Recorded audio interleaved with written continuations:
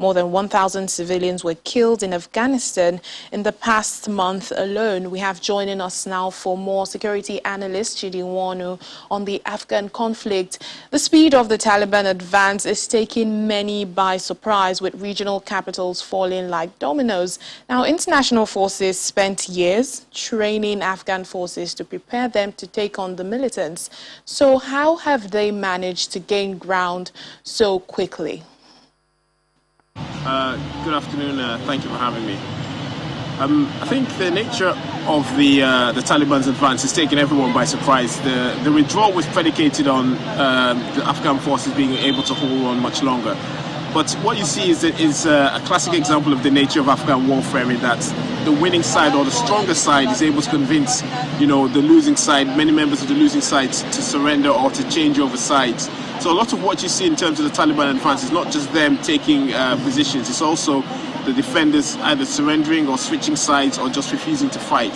So there's a psychological element and a cultural element to this as well, but you're correct in that it's taken everyone by surprise, the speed of the advance. Now, at this point, how possible is it for the government to reverse these gains, especially with Kabul at stake now? It's possible for the Afghan government to reverse these advances and to defend Kabul. I think Kabul is the most defensible part of Afghanistan, not just in terms of topography, but in terms of the concentration of troops and forces and the facilities. It's also at the center of the international effort. You've got Turkish, American, British troops that will be there, and Canadian troops. So it's unlikely that Kabul will fall, but it's more likely that other provincial capitals will fall before they're able to get themselves together.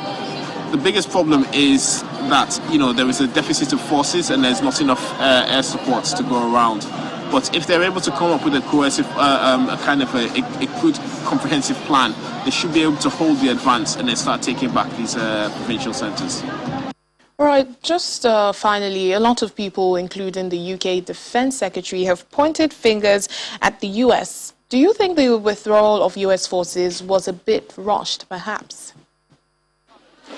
So it could be argued that the withdrawal was rushed, but the key question is, if they didn't withdraw now, when would they have withdrawn? After 20 years, hundreds of thousands of troops, and the amount of casualties and firepower that's been deployed, it's unclear what extra would have been done that would have changed this outcome.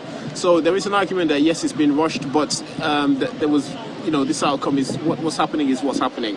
And it's very painful for those of us who served in Afghanistan to see what's happening, but it's also clear that at some point this war has to end.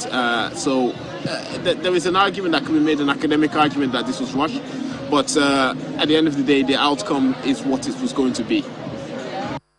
Then thank you so much, security analyst Chidi Wanu.